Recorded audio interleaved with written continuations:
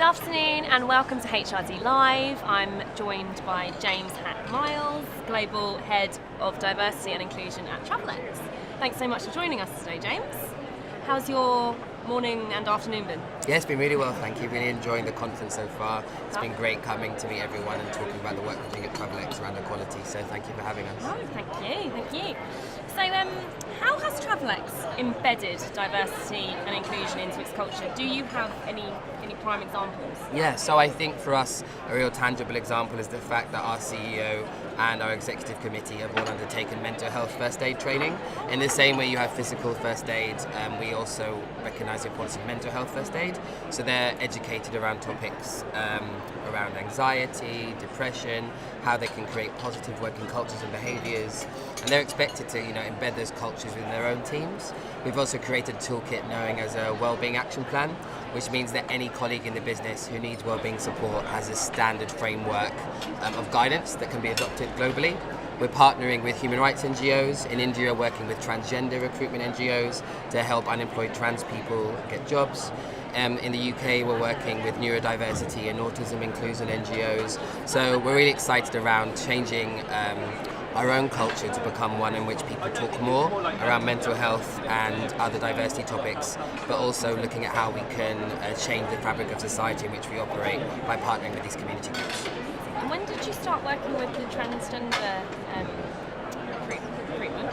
We've been looking at that now for around 3 months, but what we're doing is looking at it end to end. So we're bringing them in to train up our line managers on transgender language etiquette, so that if we bring someone into the business, they have the right culture, they have the right support. We don't just want to bring people in and leave them with no support. We want to make sure that we're giving them everything they need to succeed.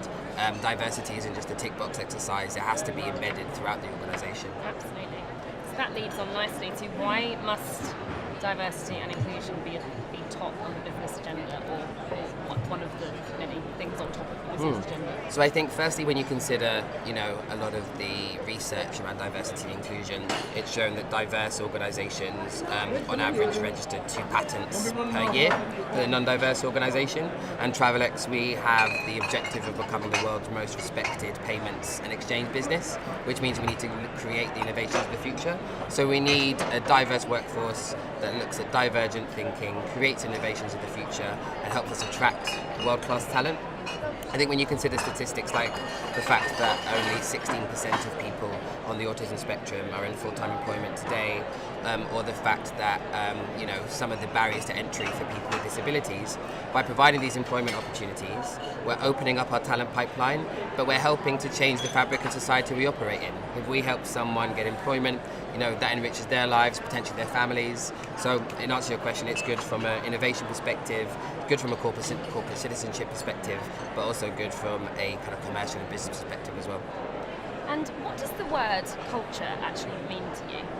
To me, the word culture is the shared values and expectations of an organisation. I think that's at a macro level, but on a micro level, it's the kind of unwritten rules of how you expect it to behave. And it's just the norms of your organisation. I've worked for some large FTSE 100 organisations, some of the big banks, but I've also worked for some smaller human rights NGOs. And you can see cultural, successes and cultural issues in each of those. And I think it's up to every individual and leader within an organisation to look at how are they role modelling behaviours that positively influence that culture. I work in diversity and inclusion, but I also have to make sure I role model those behaviours, or I can't expect other people to do so. Absolutely. And do you think there's anything slightly overlooked when it comes to diversity and inclusion, or is that a bit of an understatement? Yeah, so I think that people look at diversity and inclusion or diverse groups as homogenous. So if you look at the LGBT community, the group that has the most representation is the G. And obviously that's almost a repetition of patriarchy within that minority group. It's the same within, supporting people of different abilities. Neurodiversity is extremely underrepresented. So we're looking at how we can ensure that people that are neurodiverse. Let's stop this because it's not live. Oh, yeah. Let's just, if we want, just wait for this announcement. Yeah, sure. Sorry. We've been doing a few live ones, so I'm just used to being like, yeah, so anyway. Yeah, I feel like I'm babbling on a bit as well. Oh, thank you.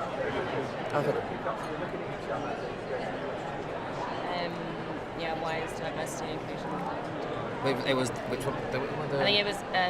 What do you think is overlooked when it comes to Okay, yeah. diversity and inclusion? Okay, are we good to go? Okay. So what do you think is overlooked when it comes to diversity and inclusion? I think people look at diversity and inclusion and look at the groups that they want to support, but they don't go deep enough into those groups. So if you look at the LGBT community, the group that has the most representation in the agenda is the G, or the gay. And actually, if we look at that, it means that people who are from the lesbian community or bisexual or trans community or intersex community, etc., don't have that representation. It's almost the repetition of patriarchy within that group. So at Travelex, we make sure that when we are looking at our LGBT agenda, we're focusing on the full spectrum of the LGBT community. How are we supporting our trans colleagues, our non-binary colleagues, etc. And then even when it comes to supporting people with different abilities, a lot of organisations don't know what the term neurodiversity is. They wouldn't know how to support someone who is on the autism spectrum. So we're rolling out a training programme for all our line managers on baseline literacy of these topics. So what does neurotypical mean? What is the autism spectrum? How can you be inclusive with your language when interacting with someone who may be neurodiverse? So for me, it's around what's overlooked isn't diversity itself, it's the depth of variety of lived experience within each of those strands. You know, the lived experience of someone who is on the autism spectrum and the support that they need will be very different to someone who may have a physical impairment. And I think as an organisation we need to look at an intersectional approach to individual needs and not assume that just because you have a network group, that's all you need to do. You know, it's about taking it a step further and really challenging ourselves to be better. And how long do you think it took Travelex to acquire this kind of culture? I've been at Travelex now for 6 months. I think the fact that I wasn't there previously, obviously the organisation brought me in, so I feel like culturally they are there. It's just now we're formalising it.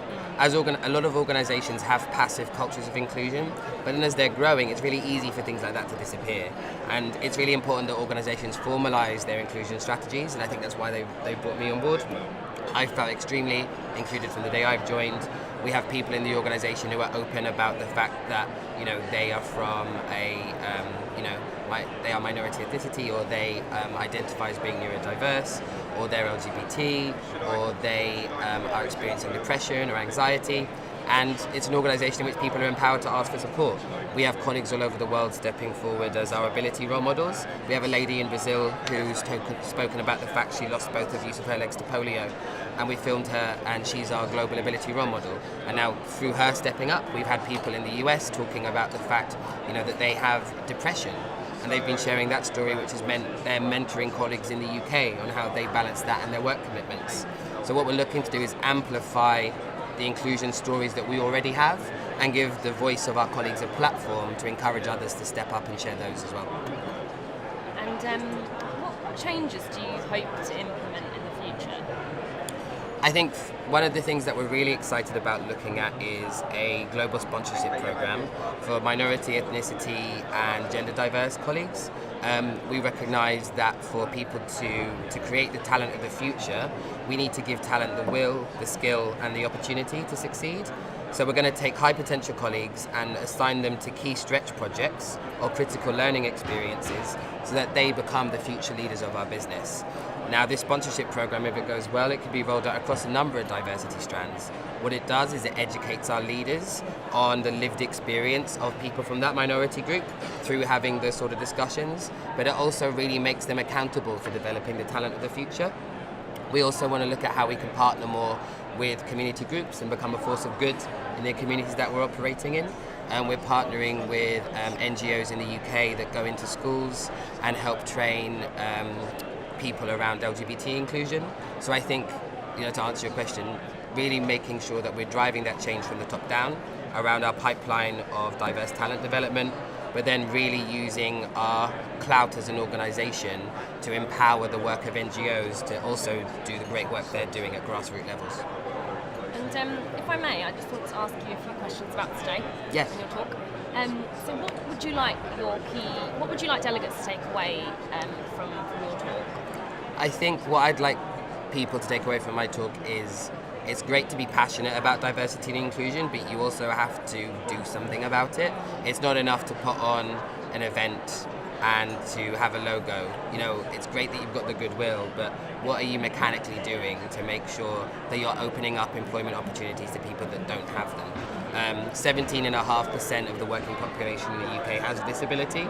Your workforce in the UK should reflect that. If it doesn't, what are you doing to address it? It's great to have the goodwill, but that needs to be actually put into a real action. And the theme of our conference is conscious organisation. What does that term mean to you?